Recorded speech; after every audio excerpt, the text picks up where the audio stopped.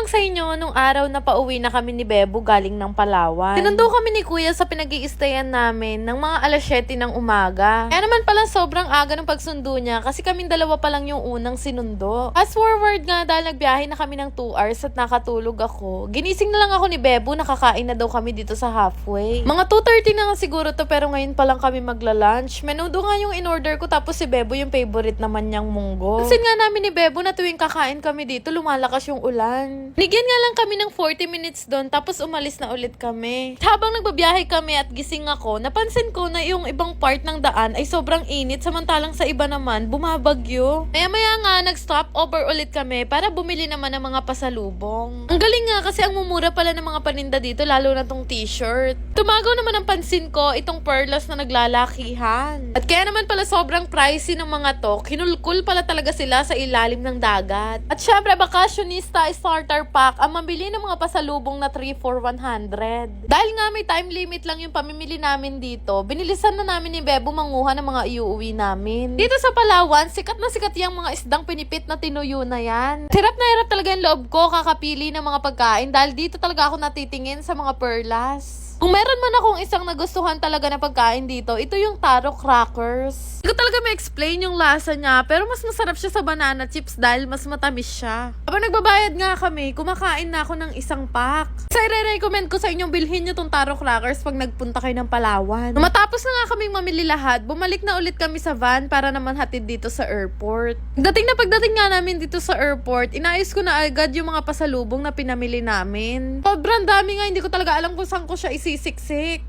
Naayos na namin lahat ng gamit namin. Pumasok na kami sa airport para naman mag-check-in. Tinan talaga naglagay kami ng allowance para sa mga pasalubong na iuuwi namin. Natapos na kami mag-check-in, hinanap na agad namin kung saang gate kami pupunta. Tawa nga ako sa look ni Bebo ngayon kasi nagmukha na siyang Black American. Maya nga, ilang minuto na lang, magbo-board na rin kami kaya lang nag-announce na naman sila na madedelay daw yung flight namin ng 2 oras. Ano ka mo?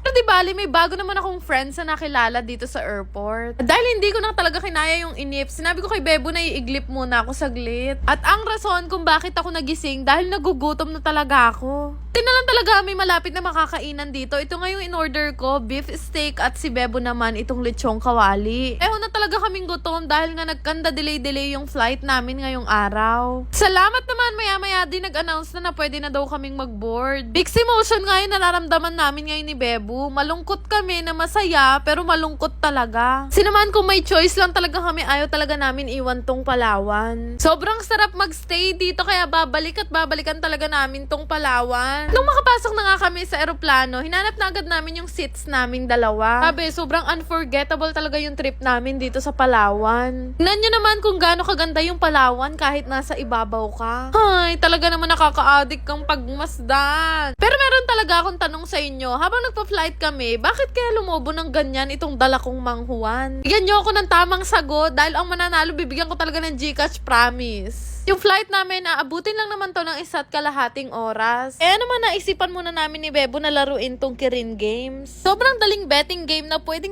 nyo talagang pagkakitaan. Napakadami nga madadaling games dito na pwede nyong laruin. Pero syempre, bago ang lahat, kakailanganin nyo muna mag-cash in. GCash nga yung ginagamit kong pang-cash in dito dahil sobrang dali lang talaga. Once nga na makapag-cash in ka, pwede ka na maglaro. Dituturo ko na din sa inyo kung saang laro talaga ako kumikita. Ito yung madalas kong laruin, ang Benz and BMW. Ito yung pagpipilian mo dyan, pero dahil lagi ko nga itong nilalaro, yung advance na yung pinili ko. Nasa mga kamay nyo pa rin talaga kung paano nyo lalaruin yung pera nyo dito. Napakadali lang naman kasi nung mechanics nung laro na to. Hihintayin mo lang naman kung saan hihinto yung ilaw. Alam ko namang familiar na kayo sa mga ganitong laro dahil nakikita nyo rin to sa peryaan at sa mga malls. At kapag tumaya ka dito, hindi lang basta doble yung mapapanalunan mo kasi bawat taya mo may equivalent yan ng mga times. Yung iba times 3, times 8, hanggang times 40 yan. Gaya nito, tumaya ako dito ng 1,000 at nag-times 30 siya. No joke to guys, nanalo agad ako ng 28,550. Sobrang laking tulong rin talaga nitong Kirin Game sa amin. Biruin nyo yung ginastos namin dito sa Palawan, nabawi namin yun dito sa Kirin Games. Aswerte yan lang talaga ng taya dito sa Kirin Game, pero tingnan nyo, nanalo ulit ako ng times 10 at yun ay 9,500. Pero nung mga time na yan, medyo natatalo-talo na ako ng konti, kaya naman nag-quit na ako para mag-cash out. Mahirap na baka mausog. Pagka-cash out naman, pipindutin nyo lang naman yung cash out na makikita nyo sa baba. Laki ng kinita ko ngayon at tuwang-tuwa ako kasi kumita ako ng 37,000. Ilalagay mo lang naman yung amount na gusto mong i-cash out tapos yung GCash information mo. Nakikita mo rin naman yung status ng mga kina-cash out mo sa settlement record. Ganun lang naman kasimple mag-cash out at ganun lang talaga kasimpleng kumita dito sa Kirin Games. Ang galing nga kasi meron din silang mga online rewards na pwede mo ring ipanglaro. Alam niyo rin ba na meron silang VIP dito? Kapag na-achieve mo yung daily limit mo sa pagbebet, ay pwede kang manalo ng iPhone 13 Pro Max sa Lucky Wheel. Sobrang galing talaga nitong Kirin Games at recommended ko talaga to kaya naman subukan nyo na rin. Dahil may time pa ako matulog after maglaro, itunulog ko na lang muna dahil sobrang pagod din ako buong araw. Salamat nga pala sa pagsama sa trip namin na to hanggang sa mga susunod pa ulit. Shoutout nga pala kay Sol, Christine, Janet, Syra Marie, Mark, Angelo, Sheila May, Arna May, Trishay, Michelle at kay Karen. Shoutout po sa inyo lahat! Yan lang naman. Salamat!